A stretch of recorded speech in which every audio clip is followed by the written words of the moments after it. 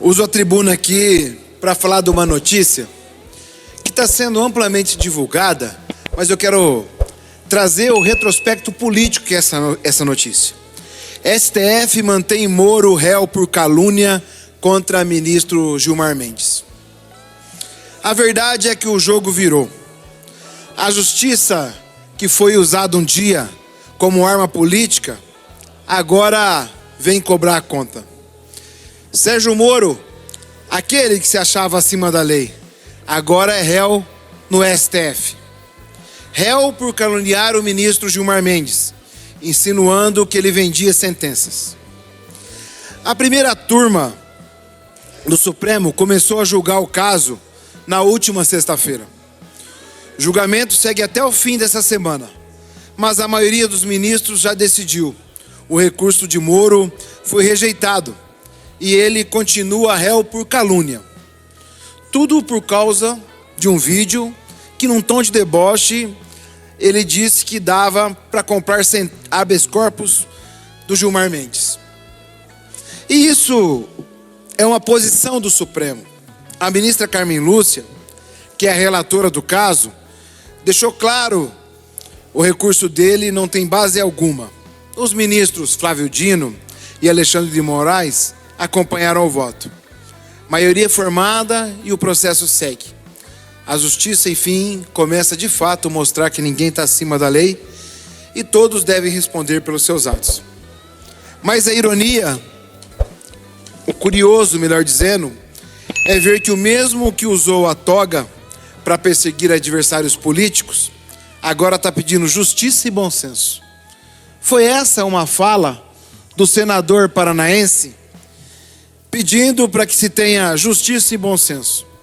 O mesmo que montou processos cheios de irregularidade, que condenou sem provas, que interferiu numa eleição e hoje fala em direito de defesa. O mesmo que atropelou a Constituição Federal, agora tenta se esconder atrás dela.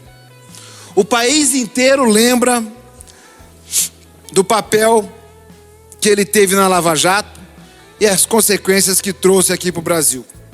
A nossa engenharia pesada foi destruída.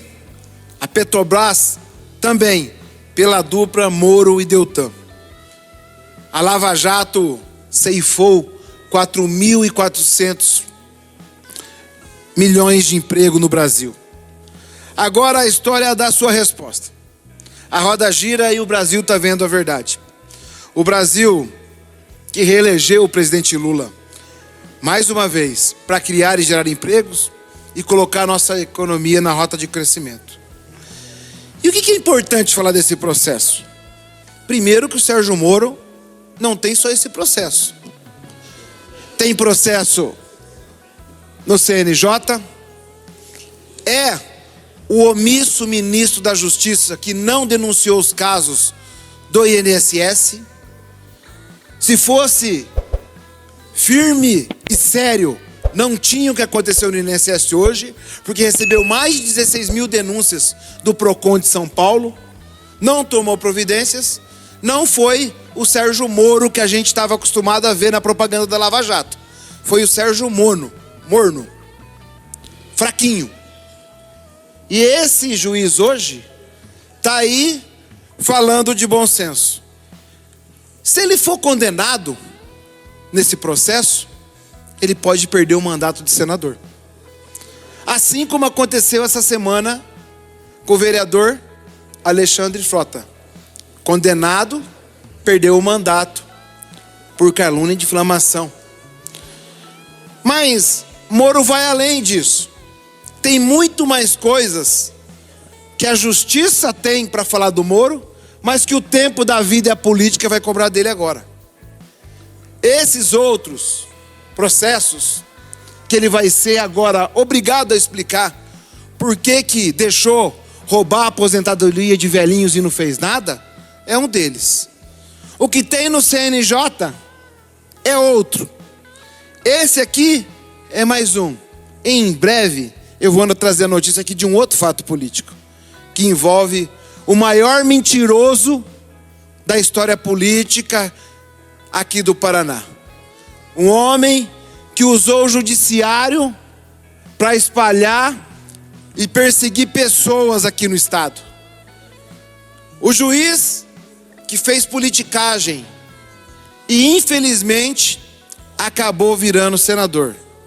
Mas agora, em tempos que se coloca como pré-candidato ao governo do estado, vai ter muita dificuldade de explicar para o povo a mentira que andou contando ao longo desse tempo.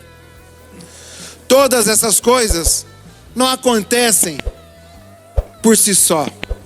O destino cobra, os que foram prejudicados cobram, e o tempo político cobra. A armação começa a ganhar contornos.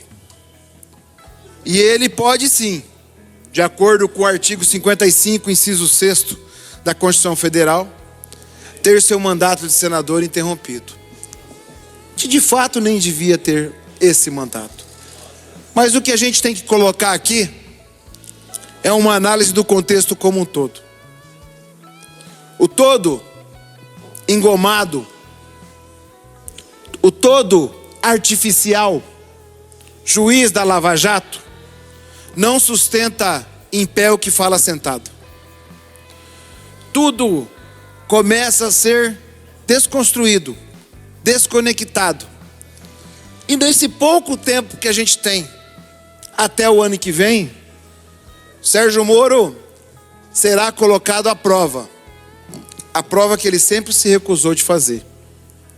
A apresentar provas de tudo que ele construiu aqui na política paranaense.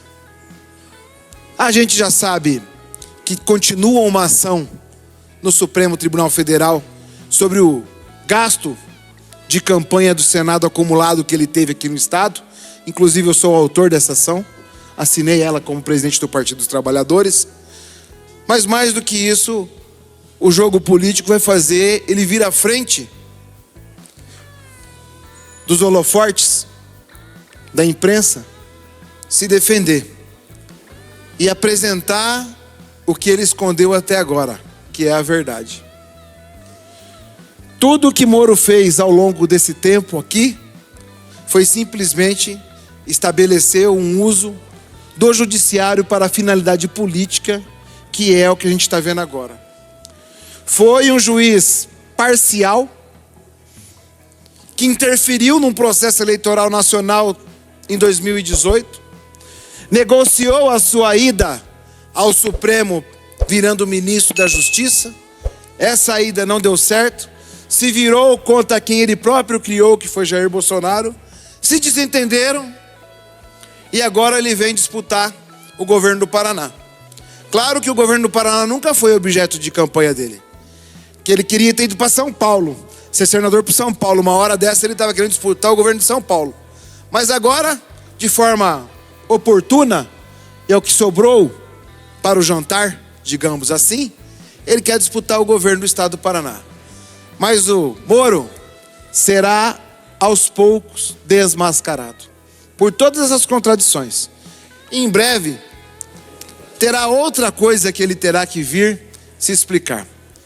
Dou notícias em breve para vocês de quem de fato é o falso moralista, a pessoa que enganou milhões de paranaenses, mas que agora, no tempo da política, vai ter que se autoafirmar e provar que estamos errados, que ele está correto, que tudo que eu disse aqui não é verdade.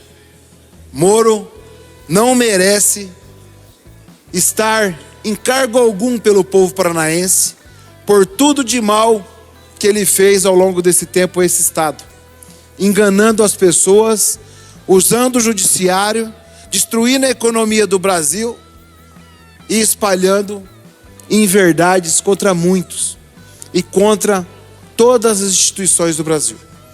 Lembre-se, quando você faz aqui você paga.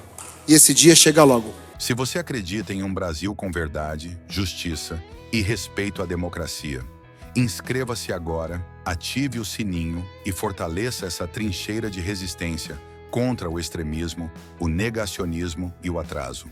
Porque a informação de verdade é o primeiro passo para transformar o Brasil. Um abraço e até o próximo vídeo.